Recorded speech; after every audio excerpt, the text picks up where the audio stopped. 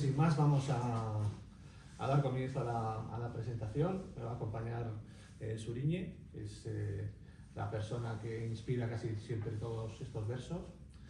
Y bueno, pues esta es la segunda parte de la desproporción áurea. He traído los dos libros, por si queréis luego después adquirirlos. Por separado valen 15 euros cada uno y si queréis coger los dos, 20 euros. Entonces, para que sepáis, le deis una vuelta. Este es el segundo volumen de la desproporción áurea. Contiene dos partes para completar las 5 del total de la obra. El libro comienza con los dedos transparentes, donde se analiza la repercusión que podría causarme dejar de escribir. El momento en el que no exista posibilidad de usar las manos para escribir, entonces los dedos serán inservibles, se convertirán en transparentes y cualquier cosa podría ocurrir. Se le cayeron las manos. Dejó un rastro de arena y terciopelo gris y todas las bailarinas del mundo se torcieron el tobillo al mismo tiempo, en el mismo instante en que exaltó su último verso. Las esquinas de la ciudad se estiraron. Bostezó con tremor la estatua de la plaza y el sol dejó caer un rayo paranoico para que los habitantes del lugar se volvieran locos en su ausencia. La acción poética se vuelve radical. El poema se hace carne y grita y se transforma en otra cosa. Y es esa vitalidad que induce el poema lo que da lugar a la prefiguración de la poética en cada cosa que existe. Por eso debo seguir aspirando a descubrir el mundo y a describir el mundo que me rodea. Pero a pesar del esfuerzo por poetizar la realidad y aspirar a descansar, después de ese esfuerzo, la realidad se muestra bien diferente, porque la vida sigue disfrazada de montaña y hay que seguir edificando este gran edificio que es la obra. El reposo es lo que esperamos, un ganado descanso mirando a lo alto sin ser pasto de las balas. Pero en lo alto resultó no haber nada, el eructo de la pulga, la canalla de la luna, sombras, solo sombras proyectadas. No había en realidad ni siquiera una montaña, el nacimiento de un río o la tranquilidad ganada. Todo era vacío, inmensidad sin nada. No obstante, vivimos donde vivimos y el relativismo lo ha impregnado absolutamente todo. No existe ya la libertad para la palabra y de eso me quejo. La mentira es un hecho alternativo. La verdad es un infinito con pararrayos. Se privatizó la democracia, que por ser de todos perdió su significado. El sexo se retuerce con el género. Lo relativo es dogma. Ya no se sabe, se cree. No existe la información, se transforma en superstición. No hay nada objetivo, ni siquiera la vida. Es vida ya. Los hechos no importan, tan solo los sentimientos. Y la vida carece de sentido ante tanta estupidez. Acabaremos devorados por los lobos porque dicen ser ovejas. Aún así, toda esta indignación se esfuma cuando se contempla uno de los grandes avances de la pasión humana, la solidaridad. Cuando se muestra la fuerza de la empatía y de todas las derrotas que nos afligen, salta la chispa para una futura revolución. El mundo se llena de esperanza. Si escribes la sombra de la piedra sobre el duro asfalto recién amanecido, si cantas el espíritu que acecha tras los adoquines lanzados en la huelga, si sientes como instigada contra ti toda injusticia humana, y gritas y te indignas, y rabias la herida de tu hermano, y sangras por la boca o por los puños, una sangre humana que no es tuya, si vives a expensas de la libertad futura, si cantas sin tacha la canción de todos, si vives la ignominia, la desafección, la derrota cotidiana, si sufres la escasez, la miseria y la esperanza de la vida se te clava fuertemente a la espalda, serás de los míos, triste y fiero camarada. Y si estás dispuesto a luchar como quien defendiera su casa, si estás dispuesto a no rendirte, a sentir la bola del poder sobre tu nuca, a levantarte después de la derrota, entonces además serás un héroe, mártir de la solidaridad, ser humano sobre todos los humanos. Pero valga esta advertencia, porque seguir tolerando a los intolerantes nos llevará hacia una nueva dictadura. Y aquí comienza una de las partes más importantes de los dedos transparentes. Una parte intensa donde la poética va a salir a visitar a la inspiración para mantener un diálogo que representa la parte más nueva del poemario, la más reciente. Me interno en el sentido de la inspiración, en ese momento donde las palabras parecen salir sin querer. ¿De dónde salen? ¿Por qué salen de forma tan extraña y violenta? Me vienen a la mente unas palabras. Vienen sin ser llamadas, sin rozar siquiera el espíritu racional de mi cuerpo. Se han pasado el tiempo dentro de mí. No he podido darme cuenta nunca de cuán gran tesoro albergaba, de qué gran disposición de sentido se veía a sí misma en mis adentros. No me han rozado, pero yo las he poseído, y una vez nacidas, tiernas y rebosantes de entereza, me han emocionado. Ahora soy yo el poseído por ellas, frecuentes ramas de una fuente presurosa que riega de duraznos mis sentidos. También hay un espacio para la conmoción, para la negatividad, para el desconsuelo. Como todos veo el mundo y su devenir, sus negras circunstancias, sus asesinatos selectivos, la angustia cotidiana, la injusticia, el exterminio, el genocidio, y me dejo llevar por el pesimismo. Nada me conmueve ya. Todo se mueve en un ámbito como de estricta línea recta. No hay curvas en el sentimiento perdido. Vacunados de terror a diario, elevamos nuestros ojos al Dios de los vivos, pero nada conecta el corazón con los ojos. Ataraxia de espíritu crítico que navega como un gas por la galaxia. Ojos que no iluminan sino los bordes del camino. Dedo corazón que no late. Índice que no apunta. Entonces dar un paso anodido se vuelve sin ganas, se estira los brazos hacia el sentido del equilibrio.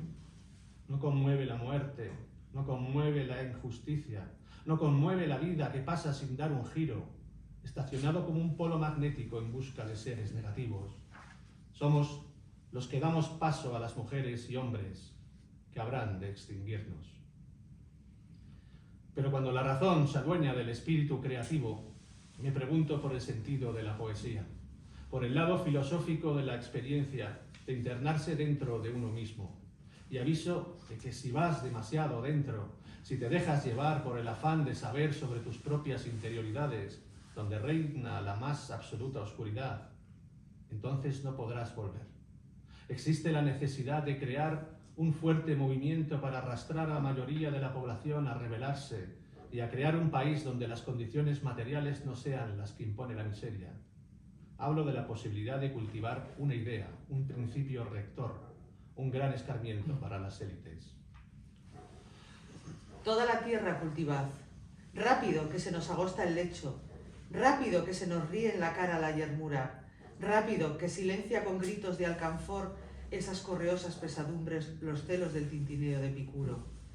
Toda la tierra cultivad para que al fin veamos crecer algo, germinar un pueblo inconcluso, una vida digna de ese nombre, una brizna que no sea de hierba, un fruto que no consienta su castigo. Porque hemos de florecer juntos, porque hemos de ser espiga y heliotropo, caléndula salvaje y helecho de trigo en rastrojo, toda la tierra cultivad. Aunque arda la mitad tendremos. Aunque se escindan sus partes hasta dejar de sostenerlas, algunas llegarán a su consuelo. Habremos plantado semilla futura. Se habrá deshecho la condena. Seremos huella sedienta, cerco al fuego, agua sempiterna, luz abrigada entre las manos. Humanamente seremos, si juntos cultivamos la tierra, nuevos colonos de la libertad, esquejes gloriosos del futuro. Por supuesto, hablo de poética en este libro, aunque para ello se haya que entender entre líneas el mensaje. Algunas veces el ser humano sufre ciertos golpes que es preciso sacar de la carne. Es lo que sucede en todas las guerras, y el temor a que éstas no acaben y a alguno de nuestros líderes les dé por pulsar el botón es lo que motivó este poema. La tierra se ha cubierto de hongos. Son como piedras calientes que expulsan humo. La sacudida ha sido vista a 100 kilómetros y miles de peces han bailado su último vals, al sol de una naciente estrella que se apaga. Algunas sombras meditan sobre el paso del tiempo, proyectadas sobre una pared en pie. Un niño pregunta con media cara que cuándo se servirá la cena. Un anciano se ha desvanecido ante sus ojos para parecer fundido a un acuario rojo. La luz es más rápida que el trastorno, pero el trastorno perdura por toda la eternidad. Y resulta escandaloso cuando nuestros líderes venden el país al amo americano y nos lo venden como un gran triunfo. Este poema trata de la gran mentira del sistema democrático liberal, que se somete a los poderes económicos y jamás al pueblo, al que se le debe soberanía y lealtad. Perfectamente lo saben. Los vándalos ocupan la portería. Lanzan gránulos rojos por los alféizares de la paz, escupen bromuro en el rictus ahogado de los ególatras y se sacuden entre alevosas presunciones mientras deforman el oropel y lo convierten en orinal. Son saladas sus lágrimas de cangrejo. Van hacia atrás con ímpetu suicida y venden el país al mejor postor para mejor amputarnos de herida a herida. Muere parásito de urna hueca, desfalca el devenir con un sortilegio infantil, palúdico enemigo del disfrute. Te miro de lejos, vándalo del poder, ecónomo frío y hábil manipulador, y solo deseo amputarte el ojo, dejarte ciego de piernas y tramposo de cordura. Perfectamente lo saben. Son los amos del cortijo, y ahora pretenden vendernos. Después de varios versos sobre los problemas políticos, vuelvo a la esencia de la escritura. Es la pregunta sobre la pervivencia de su arte, sobre la visión futura que otros poetas tendrán de nosotros. ¿Qué poeta fabricará versos con lo que nos pasa ahora? ¿Pagarán su culpa los traidores o se saldrán con la suya?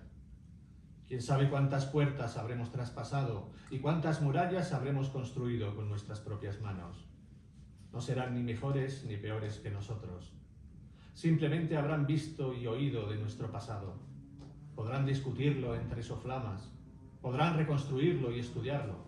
Podrán cantar con nuevos versos los ejes oscuros de nuestros hermanos. Pero no nos habrán vivido. No nos habrán manejado. Seremos lo que somos sin quitarle un esqueje al árbol iluso que sin más hemos plantado. Frutos habrán de venir, pero no habremos de probarlos. A veces pareciera que el mundo entero fuese una simulación. Es como si estuviésemos dentro de un Matrix diseñado para afligirnos y explotarnos. Esa sensación de absoluto desconcierto ante la realidad del mundo creo que la hemos sufrido todos en algún momento de nuestras vidas. Hay un bolígrafo rojo en el cajón para simular escribir con sangre. Me pregunto si no es todo una simulación, si el silencio existe solo porque no existe nada en el silencio, si las comas están ahí solo para simular un silencio, si los puntos finales son simulaciones del final, si los cuentos no son más que ejemplos simulados de historias que pretenden engañarnos con su silencio de realidades. Los aniversarios de cada uno de nosotros son ese toque de atención de quien se sabe mortal. Vamos cumpliendo años uno tras otro y nos vamos despeñando hacia la muerte sin apenas darnos cuenta. Este caballo tumbado pareciera que me muere encima. Su desesperado relincho vernáculo. 52 veces he hecho girar el sol en mi demencia. Tierra plana solo en el recuerdo. Todo gravita como sobre un fondo de microondas y el alma es un vestido turbio bajo el cielo de agua. Ese caballo se levanta y trota. Yo soy el ídolo que revienta sus pezuñas. Yo me agrieto cada vez que el caballo galopa y en un instante de miedo me mantengo inmóvil. El mundo sigue girando sobre mi cintura grupa. La voz me tiembla como un grito silencio y debajo de mi ventana gime el viento calambre. Sin embargo, todo lo que crece se acerca sin más hacia la muerte encima. Y con todo lo que ocurre no pasa nada. Estamos como dormidos, como asintiendo con la cabeza sin poder levantarnos y actuar. Ese sentimiento lo defino así. Tengo ya curada la piel y limitada la vista. Siento el perjuro sistema como un anagrama tatuado al pecho. Tengo un dueño invisible como todos. Tengo una libertad limitada, como es lógico. Y al alzar la voz siento la picazón de una avispa, el latigazo de niebla que devasta mi corazón. Muchos años con la cintura inclinada. Un pasado de deudas y esclavo servicio. y un presente emancipado y poderoso. Y no obstante, creo que he vivido lo mío, que he conocido la paz dentro del estómago de esta sabandija. Mi país se quema, pero no hierve. Mi país se muere y ya no espera el milagro de la primavera. Dormidos están los instintos, parecieran de otros, y el futuro se muestra con paso de hormiga bajo la mirada del burro y el silencio de las aulagas y las genistas. Estamos sostenidos por el esqueleto de la tortuga. El próximo paso que queramos dar será el paso del equilibrio. Existe un momento extraño en la historia particular de cada poema en el que lo que acaba siendo podría haberse convertido en otra cosa. Y a veces es difícil verlo y actuar en consecuencia para poder seguir escribiendo. Unas veces se sigue como un dictado, otras el poema cuesta lo suyo. A veces se espesa y se difumina en un sentido, otras se entiende perfectamente desde el principio. La hora de la escritura está diseñada en nuestra mente para corresponderse al hábito de crear, de poetizar el mundo. Me dijeron que debía verlo, allí, frente a mis vacíos párpados, flotando como un hilo de oro sobre el horizonte nevado, anidando en el alma como un espía del tiempo, pero allí no estaba. Era como un aullido precoz, como una ráfaga de nadas subiéndose a un acueducto y suicidándose después. Era como un sonido después de la muerte, como un abrazo, pero frío y sin cuerpo. Era como el silente recuerdo de algo que nunca ha tenido lugar. Me dijeron que debería verlo, pero perdí toda mi vida intentando poseer un misterio. Y aunque no pudiera observarlo con mis ojos, al final comprendí que allí estaba, que allí debería estar. Y el ansia de poder verlo hizo temblar cada poema. A veces pienso que debería escribir para el incendio, pero ese fuego es difícil de mantener. La llama de la poesía tiene origen, pero nunca sabes a dónde te conducirá. Con este poema acaba esta parte del libro, a modo de epitafio. Debería escribir algo capaz de encender un sombrero en un trigal, capaz de germinar por sí mismo, capaz de encenderse como una enorme cerilla sideral. Debería volverme loco buscando ese objeto, tratando de justificar un imposible, tratando de buscar la fuerza necesaria como para llevarlo a cabo. Pero me encuentro trazado por un lápiz, como a punto de borrarme. Soy un surco en este campo de margaritas, un sendero para disco los topos de la bajeza humana, y me estoy agostando como una trinchera de hace 1000 años. Y por fin comienza la última parte del poemario y la más importante, la que le da nombre. Aquí vais a encontrar poemas sobre este acto terrible y hermoso que es vivir. Lo más grandioso que cada ser puede proyectar sobre otro es el amor. Amar las cosas y la vida. Y además amar lo que se esconde en ti, en esas cosas. El mundo no es sino un lugar donde reflejarse, donde empezar el tránsito hacia la búsqueda de sentido. Caminar para poder encontrarte. Amar la luz, las sombras, las consecuencias del tiempo sobre las cosas. Amar el tiempo cuando de él se dispone. La brillante ausencia de su dedicatoria, el sueño profundo de su voz en la tiniebla, su paz echada sin más por la borda. Pero amar, básicamente amar, salir del cuento nupcial de ti mismo, desposeerte, deshacerte, descreerte, amar la luz, la sombra, la consecuencia de ti sobre las cosas. Como en otros momentos del libro, sale a la luz el miedo a una guerra que acabe con todo. La gente no parece darse cuenta de que nos están llevando de la mano hacia el apocalipsis. Y muchos aún apoyan esta decisión. Ya se abren las compuertas. Sale del toril el espanto entre paréntesis, la coma de la muerte con su punto final a cuestas. Sale la guerra afilando lapiceros. Salen las bestias quemando libros. Del redil de los incómodos sale también el hombre libre, la mujer libre alzando al fin la voz, la ciudadanía atropellada que se atreve, de una vez por todas, a coger las armas de los pies. Y el silencio de la gente lleva al abatimiento y al cansancio, porque cuando se desea luchar y no se encuentra el modo, entonces todo carece de sentido. Por eso opto por dejarme llevar en este mundo con un rumbo de pájaro. Volar se entiende en este poema como la forma de dejar atrás este mundo cruel que desprecia la justicia y el buen hacer, y que nos castiga con el ascenso de lo mediocre. Cerrar los ojos y volar hacia el fin del tiempo, donde tus manos sean alas y tus alas se disuelvan en el espacio. Volar como quien claudica, como quien muere ejecutado, como quien pusiera una bomba y a su vez fuera el estallado. Cerrar los ojos y las córneas, velar la luz desde los lugares más oscuros del alma, desfallecer y reponerse, fenecer y nacer de nuevo, caer de rodillas, mostrar el cuello para el postrero golpe y sin más reír mientras la sangre corre a la par del tiempo. Aunque también me doy cuenta de que estamos en uno de esos momentos históricos de decadencia en los que lo nuevo no acaba de llegar y lo viejo no acaba de irse. Y ahí es donde nacen los monstruos. Desde la luz que se apaga, el sentimiento de que estamos en un continuo apagarse, en un apagarnos sin fin. Nacer para la ceniza, urna nada más limpiarnos la sangre, trazo de mortaja que juega al azar con los solsticios. Sin embargo, el oficio de poeta es un oficio eterno que te pide desangrarte, sacarte las vísceras, dejarte sin ojos para contemplar el hermoso mundo que a pesar de todo tenemos frente a nuestro orgullo y palpita bajo nuestros pies. Somos fundamentalmente humanos y desgraciadamente mortales. Así es el oficio. Caer más bajo para poder decir, hablar, reír. Este oficio que no es como otro oficio. Un oficio que está dentro y quiere salir. Al abrir los ojos, desea saltar del cristalino.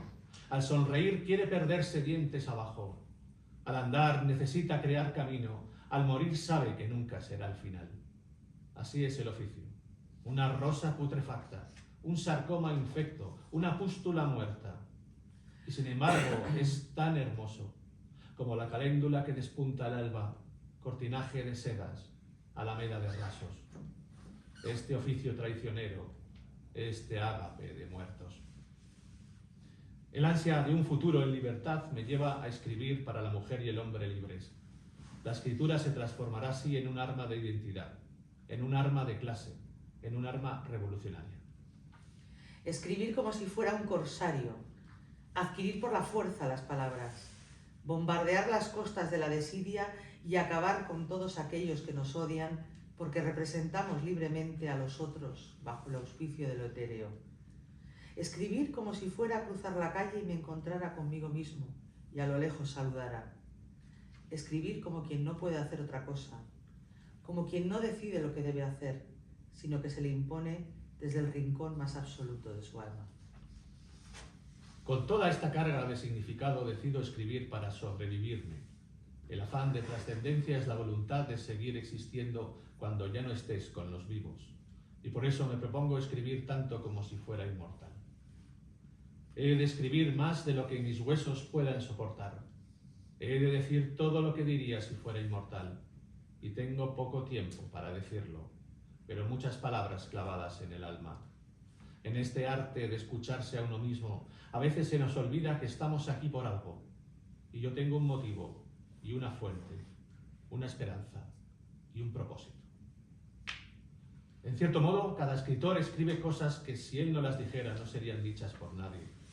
No es que diga algo nuevo, sino que su función en la vida es saber que es único, que el ser humano mantiene consigo mismo una lucha feroz y que esa escritura, esos versos, ayudarán a otros a saber cómo defenderse en la vida y causarán el consuelo necesario a sus respectivas almas como para poder hacer de sus vidas algo memorable. Sin argumento escribo.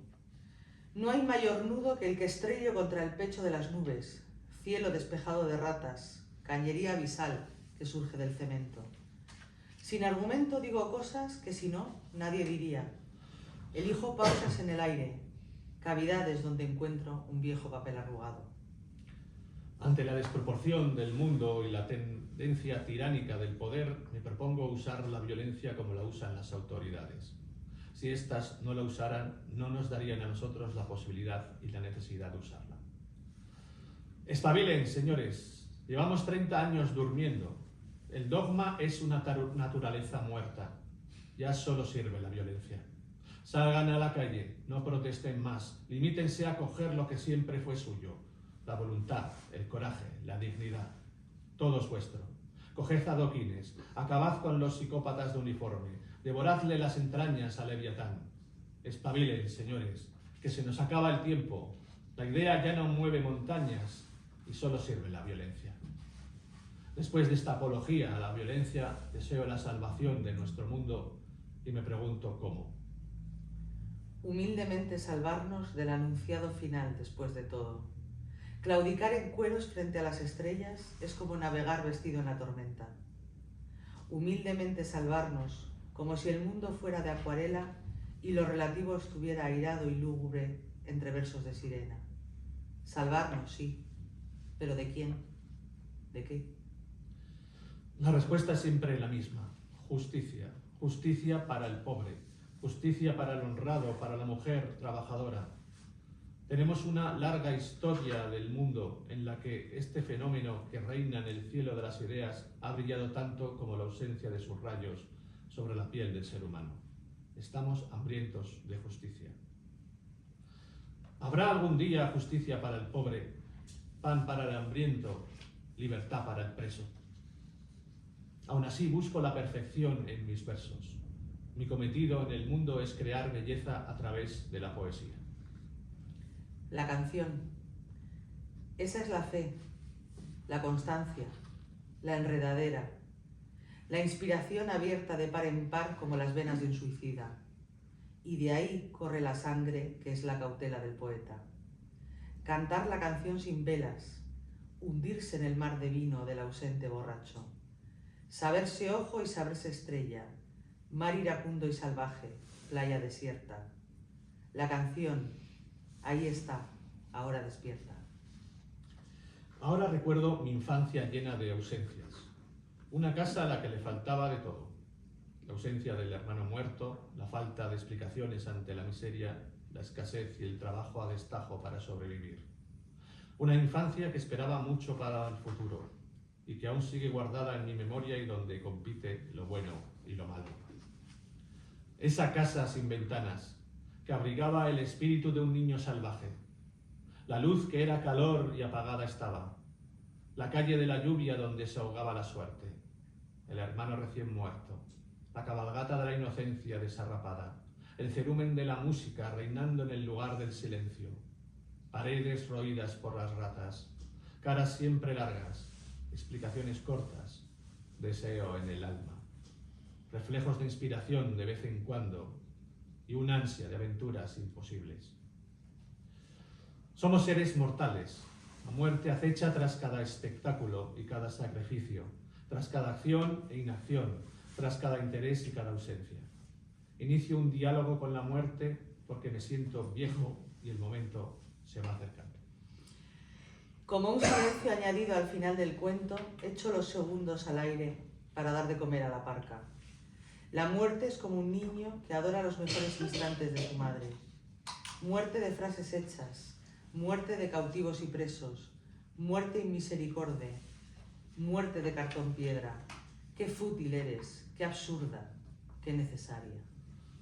La nostalgia se convierte en un lugar donde hacer nacer la poesía. El pasado es un instrumento de creación para mí. Es el fruto que nace de 1000 horas de inspiración y la prueba sincera de que has vivido. Millones de versos ocupan mi casa, cajones de desdichas y nostalgias, armarios de dudas metafísicas, carpetas rebosantes del hedor estúpido de la muerte, versos de colores sin presagio, de tendencias revolucionarias, de amor infinito, de crueldades varias, versos como botones para 1000 camisas, como noches lúbricas y discretas, versos con odio visceral, con pavor en desorden, con sangre y con dolor, con bocas hambrientas y fuego a medianoche. Corremos el peligro como especie de convertirlo todo en piedra, de dejar unas colosales construcciones como memoria de lo que fuimos, como un mensaje subliminal de que quisimos ser dioses y no comprendimos la bajeza de nuestra condición de humanos, aunque quizás eso no sea lo peor, porque tampoco comprendimos lo únicos, raros, hermosos y maravillosos que pudimos ser. Esa medusa que llevas en los brazos ha de pesar 3 quintales por lo menos. Su sangre hace brotar la sed, sus lágrimas hacen crecer la hierba. Tal vez su ánimo nos contenga, tal vez su rostro nos omita, porque somos una raza de maquiavelos, de orangutanes con sotana, de pedigüeños desprendidos, de violentos ademanes y de raros sueños. Y de eso se trata, de comprender que llevamos la luz de una estrella dentro de nosotros, de comprender que juntos podemos cambiar el mundo y darle un nuevo rumbo para el bien de la humanidad. Mi alma es una esfera negra, betún para los zapatos del universo. Somos, descendiendo, seres de un pasado perfecto. Mi alma es un vértice, de una figura ancestral, vértigo solo, laberinto de cinturas apretadas, casuística incólume de la última ascensión. Saltamos al mundo desnudos, llorando porque el aire nos escuece en los pulmones. Somos la pulga que salta para beber sangre de otros, el látigo que revienta la espalda del mortificado. Abrimos las ventanas de la mente, ansiamos eternidad en un segundo, totalidad en nuestro esfuerzo de siglos, neutralidad en lo que hacemos, y los motivos sobran para reírnos del mundo. La esperanza se permite dar consejos. Los buenos deseos han movido montañas, aunque no hayan derrotado ejércitos. Son capaces de sacar lo mejor de nosotros y de ponernos definitivamente frente a un espejo para sorprendernos de lo que somos capaces de hacer, si nos lo proponemos. Mientras sea posible, haz batir tus alas en tus sueños. Que el nacimiento de cada día sea siempre diferente. Crece exponencialmente aquel que se deja sorprender por la maravilla del mundo. Alza el vuelo mientras sea posible. Y cuando los rayos del sol dejen fría tu figura, asciende a las estrellas. Ellas cuentan toda su historia. Harías bien en mirarlas. Mientras sea posible. Aprende de tus errores. Cada día es una lección de escuela. No te creas mejor ni peor que otros, porque tu alma no sabe competir. Respeta las decisiones que otros tomen. Cada cual ha de responder a sus propias preguntas.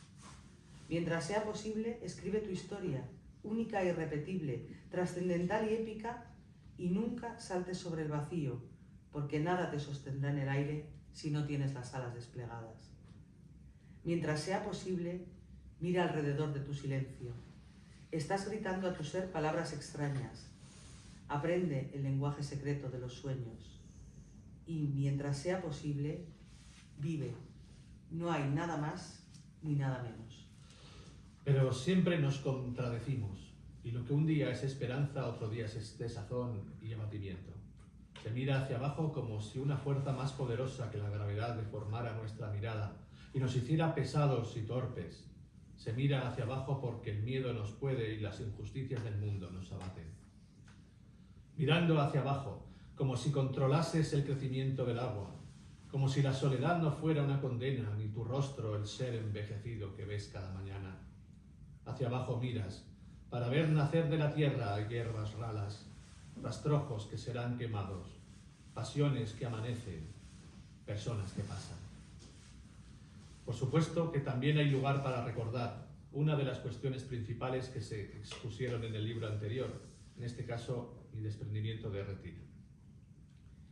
Yo tengo una lanza clavada en la retina, miles de puntos suspensivos tratando de escribir más que yo, olvidando que tengo el mando, sirviendo a una luz que ya no es mía.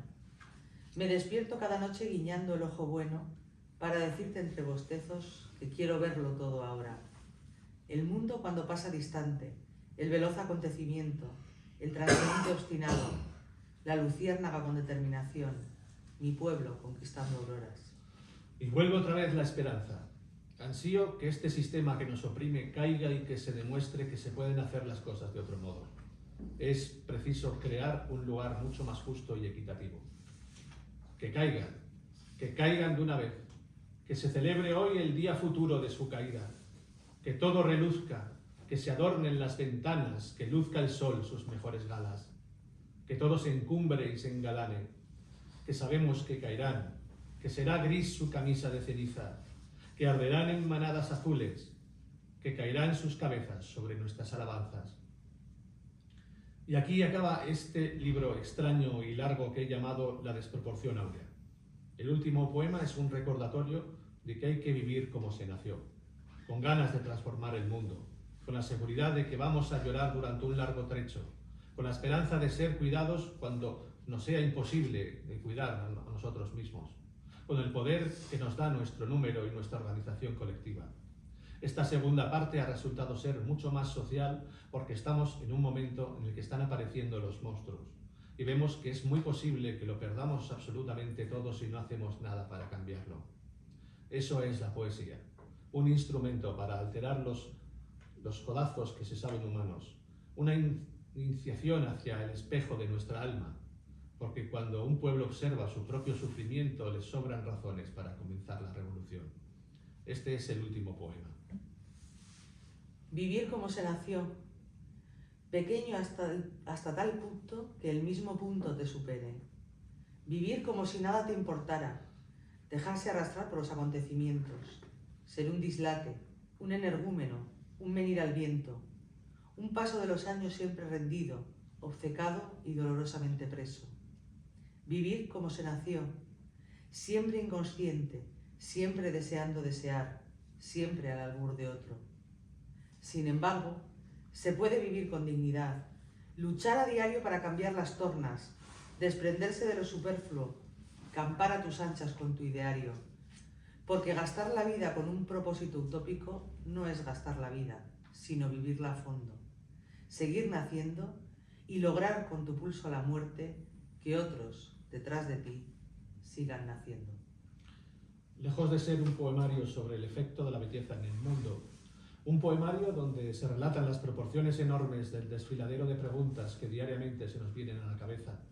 Un poemario sobre el arte de escribir, quizá para dejar señales sobre la tierra y crear esa conmoción que aparece cuando la realidad se identifica con el que sufre y no con el que proporciona esa realista destrucción de cada día. Un poemario para transitar en los rincones más profundos de nuestra soledad. Un poemario para abrir los ojos al pueblo y que se revele de forma auténtica y violenta de una vez por todas. Para que se derrote al tirano y se obtenga al cambio la justicia inmediata de aquellos que han sufrido en sus carnes la infamia y el deterioro de lo público. La dureza de las horas despilfarradas en favor de otros, el atraso de sentirse viejos en un mundo que ya no nos comprende y del que parecemos sobrar. Este poemario es eso y mucho más. Es darse cuenta de la desproporción que todo ello conlleva, de la derrota cotidiana y del desafuero de sentirse muy lejos de este erial en que han convertido a nuestro país. Por eso, muestra tu desproporción apoyando a cada causa social legítima, porque el ser humano alcanza las más altas cotas de humanidad cuando fomenta la revolución y ejecuta a los traidores. Esa es la parte áurea que nos toca perpetrar. Muchas gracias.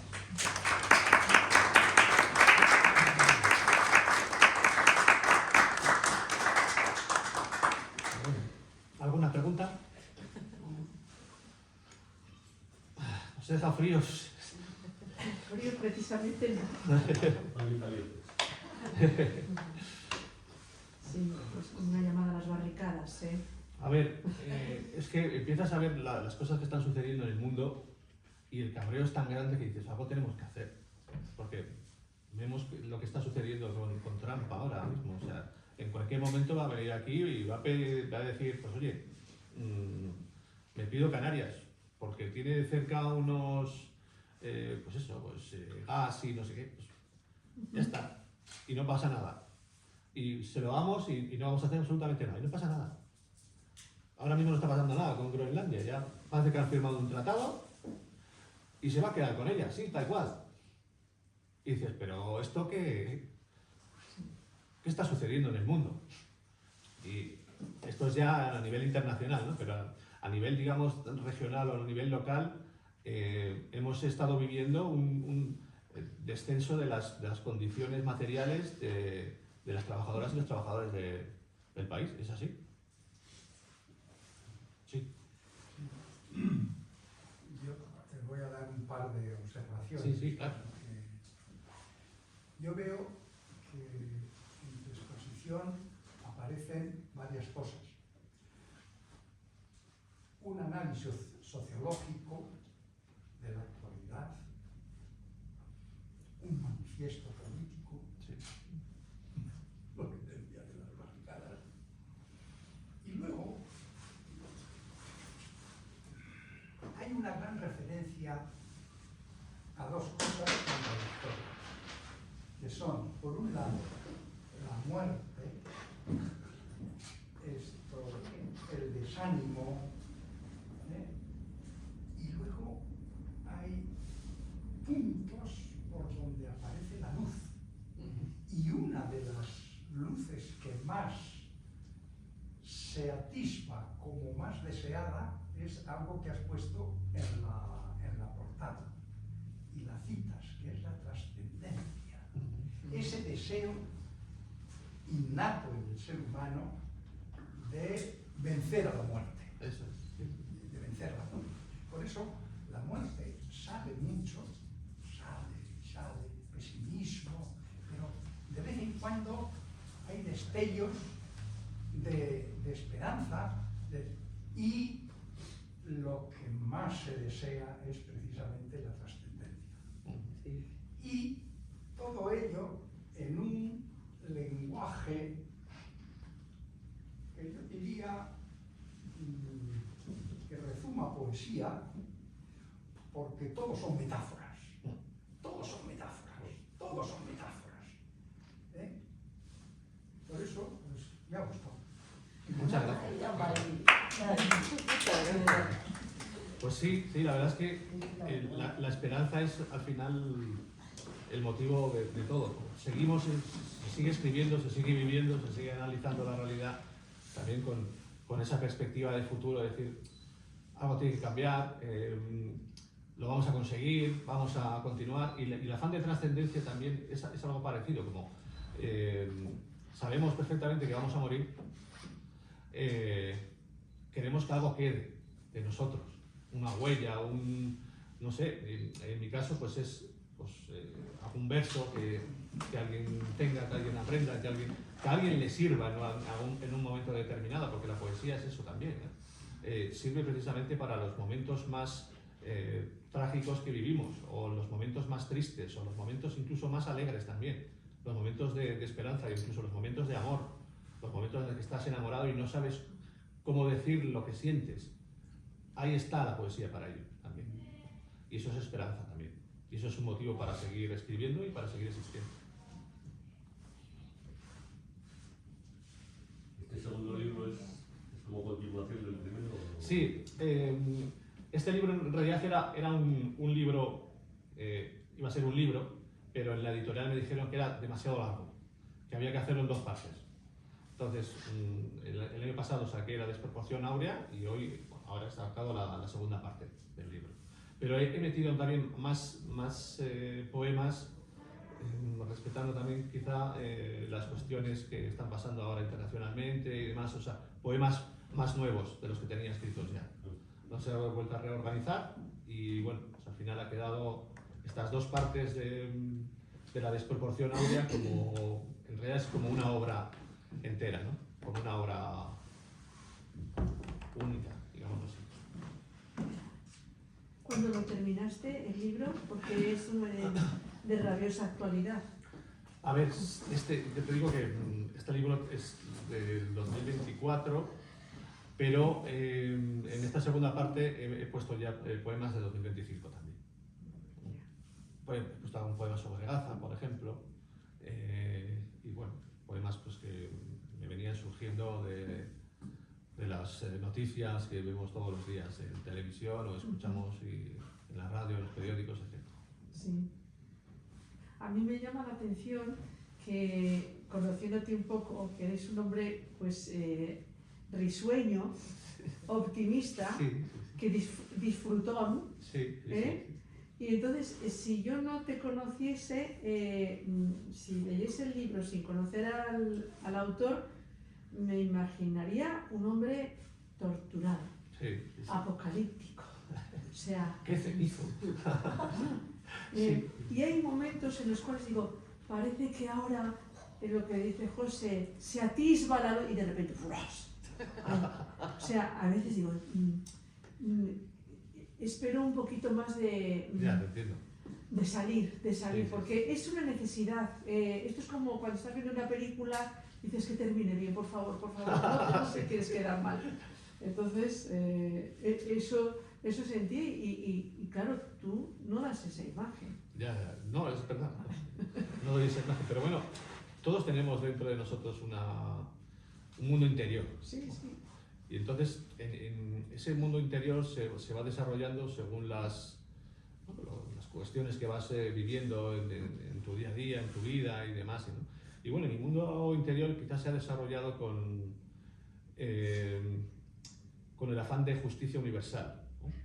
Con ese afán de que la gente pobre deje de ser pobre, de que dejen de cometerse injusticias todos los días.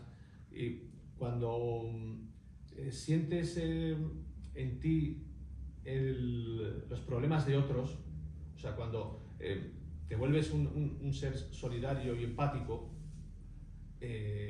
no puedes menos que estar un poco triste por todas las cosas que están sucediendo y por cómo se está desenvolviendo la situación económica en nuestro país y en Europa y en el mundo entero.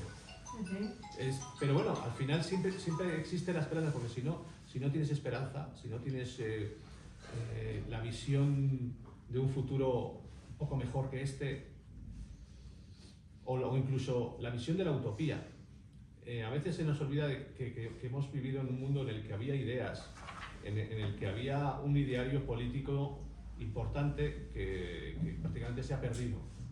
Entonces, recuperar esa utopía creo que es importantísimo para poder tener la suficiente fuerza como para unirnos entre todos y cambiar las cosas, hacer que las cosas sean mejores, que haya un cambio real, ¿no? Que la gente diga, pues juntos podemos hacer algo, claro que podemos hacer algo.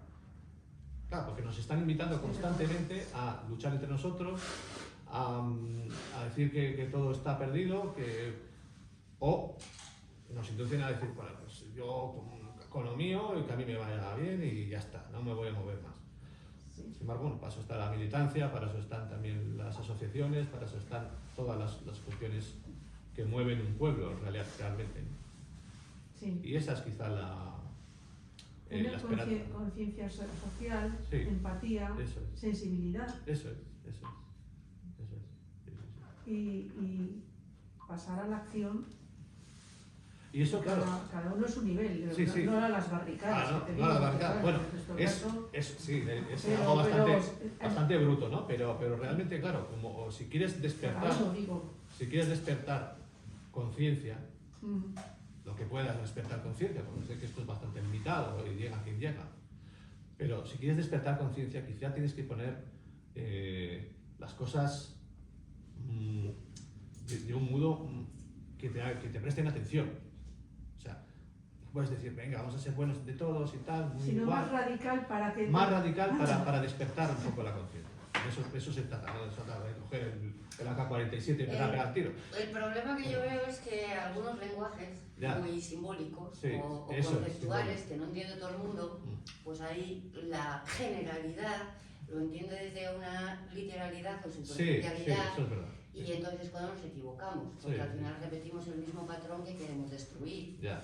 Entonces, el problema de algunos lenguajes es ese, y yo, por lo que veo, tienes un lenguaje muy arquetípico, muy simbólico, Sí, totalmente. que no entiende la mayoría de las personas. Totalmente. Pero bueno, para eso está la poesía también, para Y ampliar. eso invita, miras. claro, el problema es que cuando se confunde y esas ovejas que son más número lo entienden desde una superficialidad muy literal, pues nos metemos en un problema, porque queremos transmitir exactamente lo contrario. Al final no. Sí, pero como sigue reinando esa pasividad y esa falta de esperanza en un mundo nuevo, pues hace falta también un poco a alguien que te dé un tortazo metafórico, ¿no? Pero el tortazo que diga, bueno, Claro, pero tienes que entenderles el el tortazo, que el es lo empujón, que trato vamos de a explicar. entenderlo como un empujón. Un Que empujón al final el a tortazo lo salir- entiende el que ya entiende, quiero salir de decir. tus... Queremos dar tortazos en otras direcciones, pero al final el tortazo siempre le acaba entendiendo el mismo. Bueno, pero quizá también es importante que se entienda así, porque vemos la violencia, tenemos un Estado que usa la violencia en su beneficio, y evidentemente es el contrato social, es lo que hemos firmado entre todos, entre comillas, Y es lo que hay. El Estado es el único que puede usar la violencia. El problema viene cuando usa la violencia, cuando tú te estás en la calle manifestando por unos derechos que crees que han sido pisoteados. Entonces, en ese momento en el que usan la violencia contra ti, en ese momento en el que te viene la policía y empieza a apalearte, ¿qué vas a hacer? ¿Te vas a dejar apalear? No, te tienes que defender. Ahí está la cuestión. Entonces tú vas a usar la violencia y a ti te van a llamar terrorista por usarla, por defenderte. Te van a llamar así. Tú si intentas pegar al policía que te ha pegado, te pueden detener y estás años en la cárcel. Pero porque hay unas normas que sea... Pero quiero ellos decir que no. sea ley no quiere decir que sea justo. No, evidentemente, Claro. no, pero ya sabes, sed lex, dura lex, sed lex. Ya, Eso ya, es ya, así, ya. ya lo sabemos.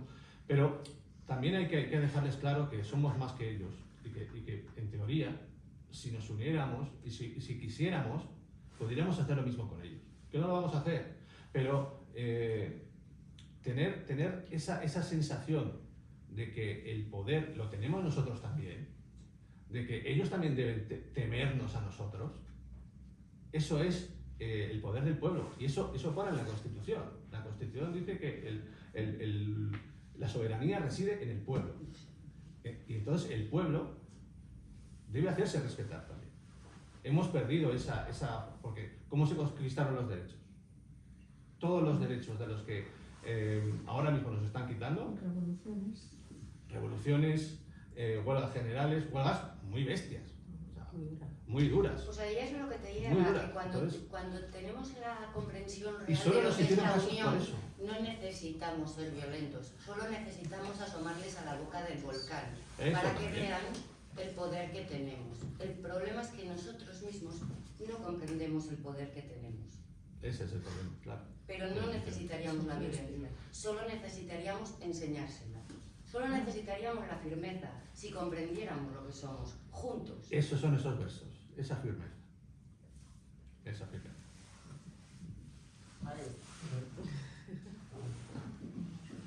Sí. ¿A qué edad empezaste a enamorarte de la poesía, digamos, y quiénes fueron tus referentes en la poesía o empezaste Pues un poquito a a llamar los, la poesía? sí, a los 18 años, bastante tarde. Pero bueno, fue en el Valle de Trápaga, en una biblioteca como esta, y fue en la tarde del martes 10 de julio, no, después, 10 de septiembre del año 1991, sobre las 4 y pico de la tarde. ¿Qué pasó? Que estaba leyendo un periódico y bueno, lo dejé en su lugar y luego fui a coger un libro. Y ese libro eran Las rimas y leyendas de Gustavo Adolfo Bécquer.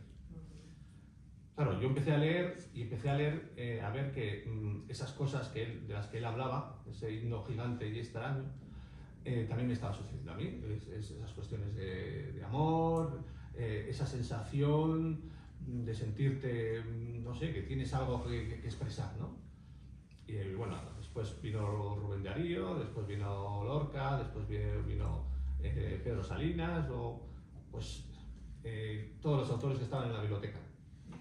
Pero luego después fuimos a la biblioteca de Baracaldo, nos leímos, un amigo y yo, Enrique, que también escribe, nos leímos todos los libros de poesía de la biblioteca de Baracaldo. Y entonces nos fuimos a la de Santurce. Y nos leímos todos los libros de poesía de la biblioteca de Santurce. Y así, pues ya empezamos a comprar libros y tal, a escribir, a presentarnos a concursos y demás y tal, hasta que en el 96 me publicaron el primer libro, Sonrisa Diagonal con Postdata. Y luego después, en el 2001, el segundo libro, y luego ya, pues bueno, todos vinieron poquito a poco. Y este ya es el número 22. ¿Y dónde te han publicado fuera del país? Ah, bueno, sí. Dentro de un par de meses o 3, a ver si hago también otra presentación aquí del último libro, que es La vida casi, que me han publicado en Venezuela. Justo en estos momentos duros para el país y demás y tal, pues bueno, hace cosa de un año me contactaron por Instagram y me dijeron que querían contar conmigo, que escribiera algo para ellos y tal. Y bueno, pues ha salido, yo creo que un libro muy bonito también. Un libro, yo creo que es de lo mejor que he escrito. Bueno, el 22 es un número maestro, algo que dirá. A ver, ojalá, ojalá. Ya. Vaya riesgo ahora con Trump por ahí pululando, Bueno, ¿no? Sí, pero bueno, No haya una a quema ver, de libros. están todos bien. Ya hablé con ellos el día 3. Están todos bien, no ha pasado nada. Bueno, a ellos no les ha pasado nada. Y bueno, tranquilos y trabajando, haciendo la labor de edición, que es lo suyo. Sí, ¿Cuántos años tienes? 52. Vaya. Nada, no te preocupes, sí. Hay que estar orgulloso de la Claro, gente. porque se ha quedado que con 18. Claro, Sí. claro. Y a ahora ver cuánto dijiste ya tiempo lleva. bastante tarde. y Está dice, echando cuentas de a ver cuándo empezaré y si va pronto o tarde. Pues lo que hay que hacer es empezar a leer mucho y escuchar mucho. No te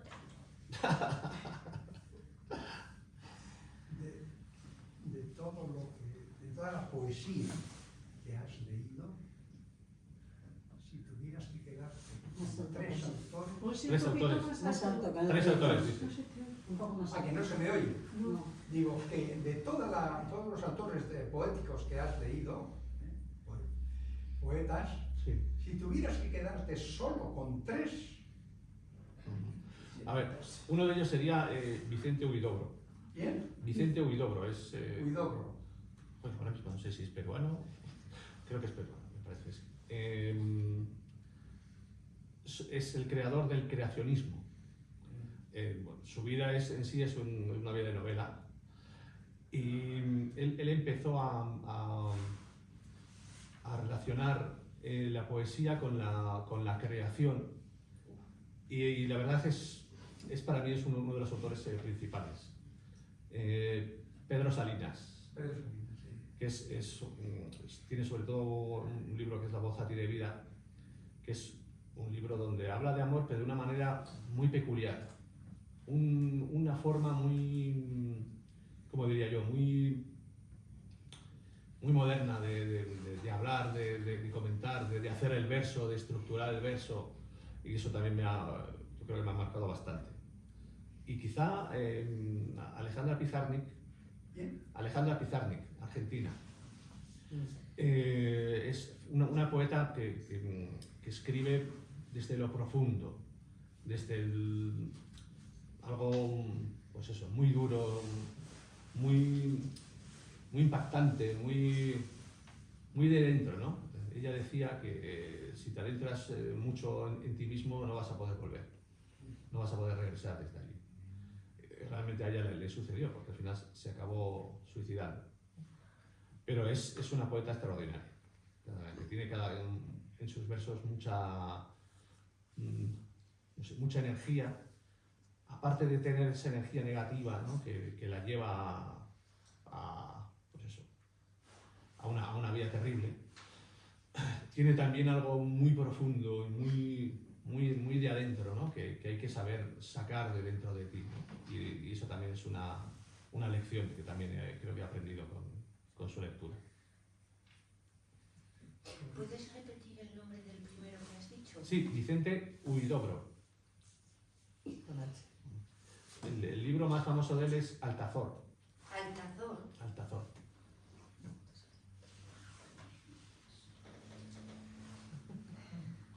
Pregunto, ¿por qué hay tan pocas poesías risueñas?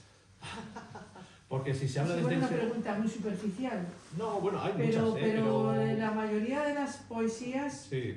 son eso, como has comentado ahora, muy Porque La introspectivas, poesía es muy como potentes. catarsis. Sí, como Quiero catarsis. decir, y porque como- yo lo entiendo así, lo que no pones nombre o lo que no nombras se queda dentro dando vueltas. Eso es. Entonces al final si lo echas al libro, pues luego puede ser la persona que dice ella Sí. que conoce de ti, que no sé si me estoy Sí. explicando. Sí. Y si no lo pones nombre, al final personas con mucha inquietud intelectual o sensitiva, pues al final si no lo nombras, se queda ahí y te lleva donde esa señora. Al Sí, final, eso es. quizás. Bueno, sí. Puede ser. Yo solo conozco a Gloria Fuertes. Ah, sí, Que pero sea- el... Y también tiene poemas muy duros. Sí. Pero lo poquito que conozco es más risueño, más entonces en general son más profundas, las poesías más serias, Se escribe desde desde el sentimiento, entonces, y desde el temblor O que te desesperanzadas. provoca, bueno, que te provoca el hecho de que sabes que vas a morir. Eso en el momento en el que te das cuenta es algo que te dice, ostras, ¿y ahora qué hago? ¿No? Tengo que intentar vivir un poco más. O investigar qué hay después. Ok, bueno, también es una otra cuestión, pero bueno, yo creo que también hay muchos poemas también divertidos o no sé, o incluso puedes sacar el lado bueno de poemas que dices, oh, son muy bestias, son muy, pues, claro, si te has leído a Dante Alighieri, la Divina Comedia, puedes sacar cosas de lo que le estaban sucediendo a él, incluso casi que divertidas, porque él lo que hace es meter en los círculos del infierno a todas las personas que le caen mal, básicamente. Sí, no está mal, ¿no? En todos esos círculos del infierno van encontrándose con las personas que le desterraron, con el papa con el que se enfadó, con los comerciantes que le echaron de su ciudad, etcétera, etcétera. Entonces, se va vengando. Y dices, eso, entre comillas, es divertido también, sobre todo para quien lo escribe. Quien escribe de esa forma, porque estamos hablando de uno de los mejores libros de la historia de la literatura mundial. O sea, entre los 5 primeros va a estar la Divina Comedia de Dante, va a estar ahí, con el Quijote y algunos más. Es así. Pero yo creo que eso le pasó muy bien cuando lo escribió. Lo llamó la Divina Comedia. Sí, eso es, lo llamó la Divina Comedia. Fíjate que luego lo lees y ahí están los círculos del infierno y tal. Bueno, tanto el purgatorio y el paraíso. Pero bueno. Y al final acaba en amor. O sea, el paraíso ya es el culmen de todo, con Beatrice, como la que lo ordena todo, digamos así, ¿no? Sí. O sea, que algo que es bastante terrible, porque describe también todas las matanzas, todas estas cuestiones, pero al final acaba en algo también. Algo hermoso que es el amor.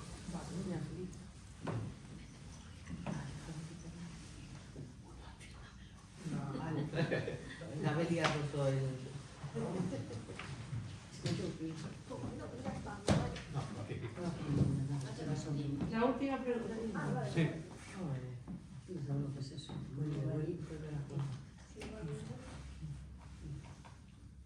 Volver a jugar.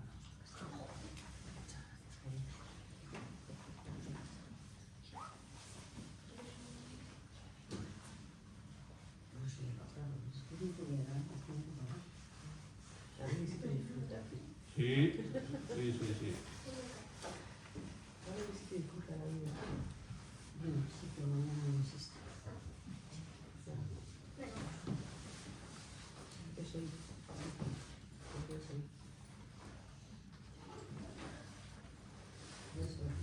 Ya te escribieron todo. Nada, Las opiniones que ¿qué día es hoy? por lo menos 1 euro. Hoy es 23, ¿o tenéis en qué hablar? Vale. Muchas gracias, Ana.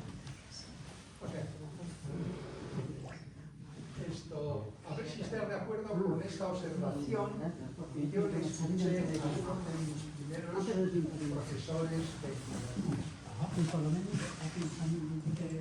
Yo leí, había leído bastante las rimas de leyendas. Las leyendas son uno de los primeros libros que yo leí y le escuché algo así como que había más poesía en la prosa de Becker que en los versos de Zorrilla. Pobre Zorrilla. Pobre Zorrilla. Porque Sí, a pero- ver, además de las rimas y leyendas de Becker, pues están las cartas desde Bricelda, la descripción que él hace de cuando va a Veruela, sube desde Madrid para ver si se puede curar y demás. Y luego de Zorrilla, como poesía, aparte del Tenorio y eso, Pues yo lo que más he leído ha sido El Cristo de la Vega. Y la verdad es que yo creo que aquel profesor que yo tuve, que era un andaluz, tenía razón. ¿Tú qué opinas? Sí, bueno, a ver, también son momentos diferentes quizá, ¿no? Pero sí, yo creo que... Los dos son románticos. Sí, básicamente tienen razón, sí. Pero lo que pasa es que Becker es un romántico tardío y es un neorromántico con un espíritu ya de 50 años antes, en realidad. Porque es que esos versos que tiene él son los más... yo creo que todo el mundo los ha visto en las carpetas de cuando éramos jóvenes y poníamos versos. Todo el mundo se sabe algún verso de... ¿Qué es poesía? ¿Qué es poesía? Dices mientras cavas mi pupila, tu pupila azul. Poesía eres tú. Pero bueno, no sé. Sí, yo creo que sí que tiene bastante razón. Hay muchos otros autores que también tienen una visión de la poesía como más personal y eso quizá les hace más románticos, ¿no? También se dice de Shakespeare, por ejemplo, que bueno, dice que sus obras tienen más poesía que en sus sonetos. Bueno, son frases hechas también que bueno, a veces tienen algo de verdad. Quizá porque yo a Shakespeare le leo en castellano. Claro, es diferente la traducción, claro, eso es siempre En distinto. inglés no llega Siempre es distinto, sí. a degustar. Claro. Sí, no. Hombre, he releído mucho Romeo y Julieta. Fue la primera que leí de él y sí. Pero, bueno. Le pasa también igual, bueno, es complicado, sí, porque, o sea, iba a decir lo que Vega, pero va a ser que no, porque es tanto en sus sonetos como en sus obras de teatro donde desarrolla una poesía muy, bueno, unos versos muy apasionados o muy... A mí López. López. A mí, Lope de Vegas. Sí. Muy bien. ¿Alguna cosa más? Qué bien. Bueno, yo al hilo de que antes habías hablado de la esperanza, que sí que se atisba algo de esperanza. Yo no soy mucho de poesía, ¿no? Pero conociéndoos a vosotros, hay esperanza, porque sois muy coherentes, sois personas solidarias. Creo que ese sentimiento se traduce, pero cuando hay coherencia, llega. Gracias. Entonces eso para mí es lo más importante. Muchas gracias.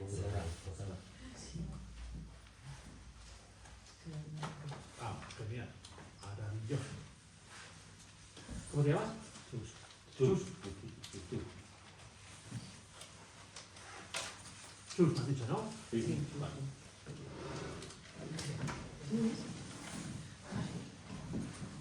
te pongo en la cola.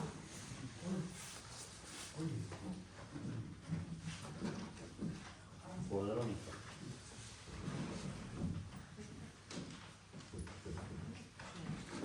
Editorial, por ahí, conocido.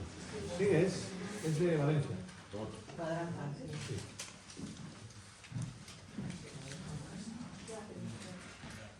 Hay tantas, ¿no? Sí, hay muchos. Ahora sale mucho.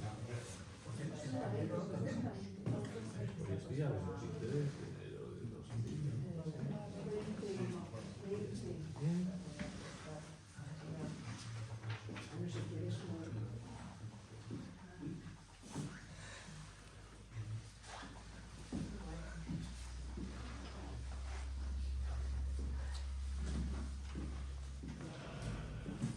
Los dos, y dedicáis el segundo.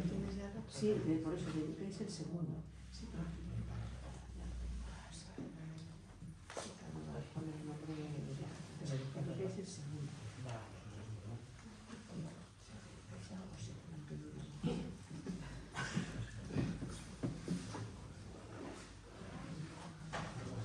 Seguro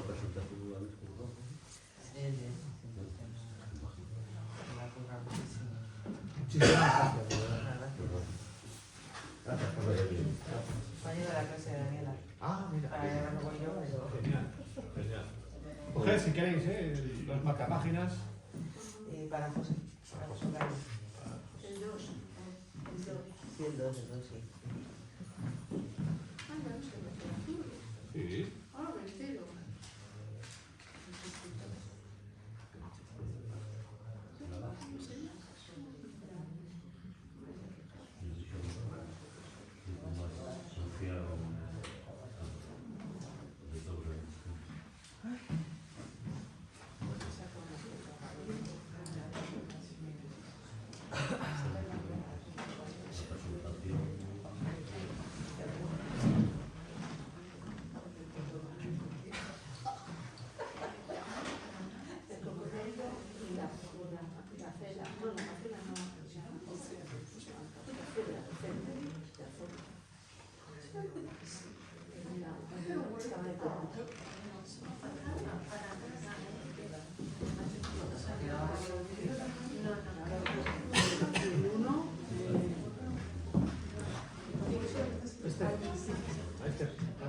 Este no, porque que tenemos el otro día dedicado Ah, para vale. regalar. Vale, genial. Muchísimas gracias. O sea, que es parte del sitio de La cámara. Vale. Vale, para ti también, ¿no?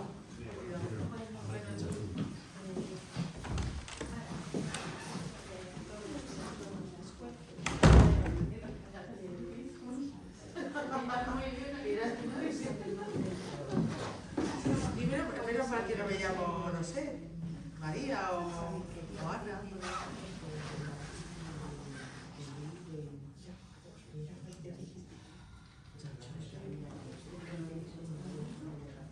Sí, volvemos a otro vídeo con la María Ceraya el miércoles.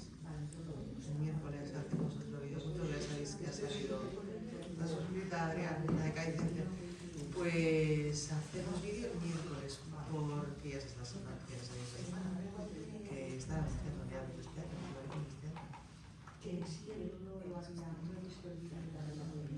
ha hecho uno extra.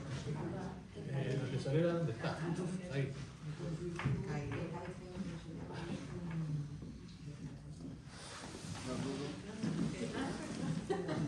Cóbrale. Ah, perdón. ¿A él? No.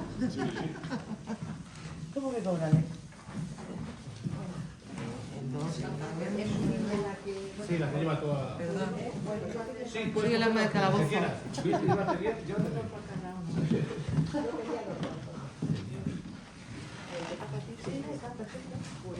Aquí pongo.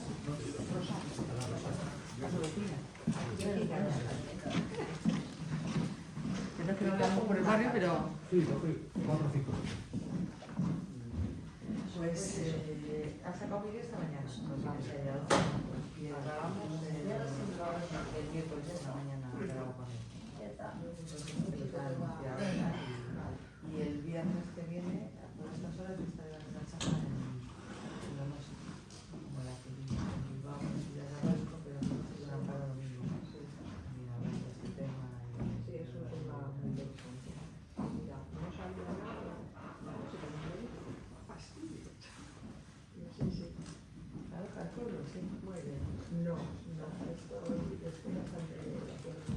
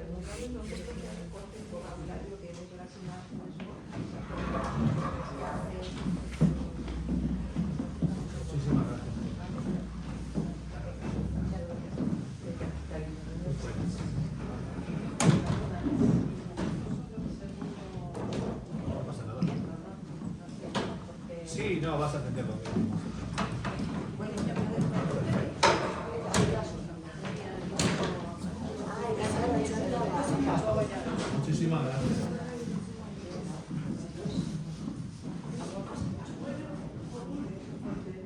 A la silla de la reina, ¿no?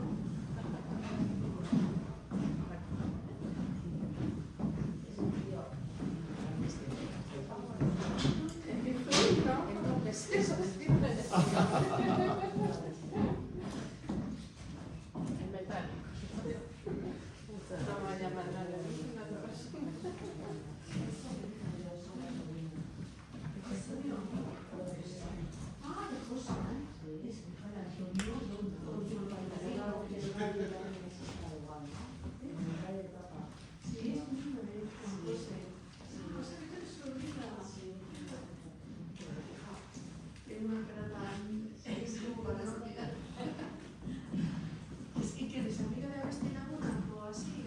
Si no ves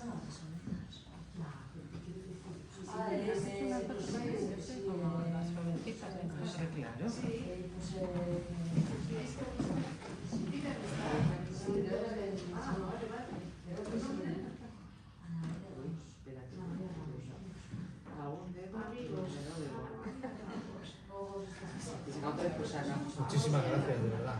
Gracias por venir. por hacer estas cosas, que ya sabemos Es complicado. Es muy difícil. Y este año son 2 libros.